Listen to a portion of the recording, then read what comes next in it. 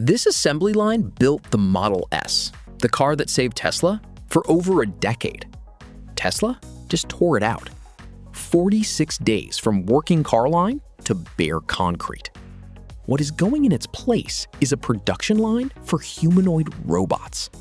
And here's the strange part. Tesla will not sell them. Not to BMW, not to a warehouse chain, not to you. Every robot this line builds is for Tesla itself. On July 1st, Elon Musk walked the new Fremont line and posted the photo.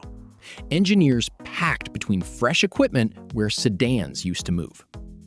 On paper, this line is designed to eventually build 1 million robots a year. It will not start anywhere near that.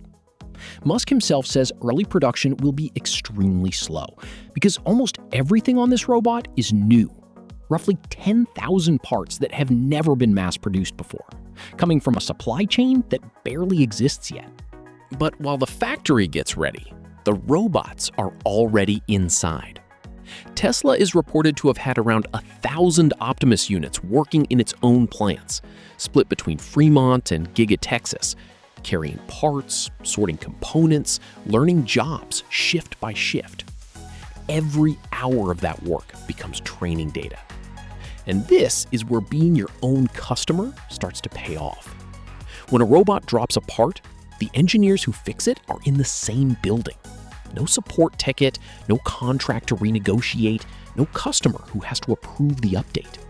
Every other serious humanoid company has to prove itself inside someone else's building. Figures Robot spent 11 months on BMW's line in Spartanburg, running 10-hour shifts and handling parts that went into more than 30,000 X3s. And BMW is now trialing the newer Figure 03 in logistics. Agility's robot, Digit, has moved more than 100,000 totes at a GXO warehouse in Georgia as paid commercial work, not a pilot.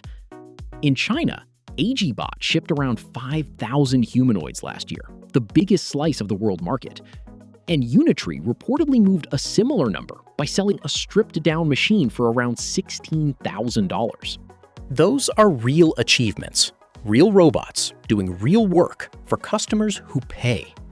But every one of those numbers comes with strings attached. A customer decides what the robot works on. A customer can pause a pilot, demand a feature, or squeeze the price. And behind every deployment is a sales cycle that ran for months before the first robot ever powered on. Tesla skipped that entire game. Its customer cannot say no, cannot walk away, and never has to be pitched, because its customer is itself.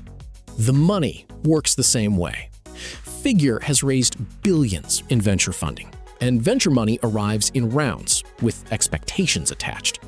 Agility raises, AgiBot raises, every round buys another stretch of runway, and every runway has an end. Tesla's robot program is paid for by the business next door. In the first quarter of this year alone, Tesla's cars and batteries threw off about $1.4 billion in free cash. That is money it can pour into Optimus without pitching a single investor. The runway does not run out. It refills every quarter. There is also a hardware reason this is happening now. In February, Musk posted a video of the new Optimus hand with a 5-word caption. "This bot got hands." Tesla moved the motors out of the fingers and into the forearm and drives each finger through thin cables, like tendons. 22 ways to move in the hand alone, with pressure sensors in the fingertips. That is the difference between a robot that waves at investors and one built to pick up an egg, a bolt, or the 10,000th identical part of a shift without crushing any of them. Now, the honest part. Tesla has never shipped a robot to an outside customer. Nobody outside Tesla gets to audit how useful those 1,000 robots actually are. And a company grading its own homework can hide a lot of failure. Figures numbers were earned in BMW's factory, on BMW's terms.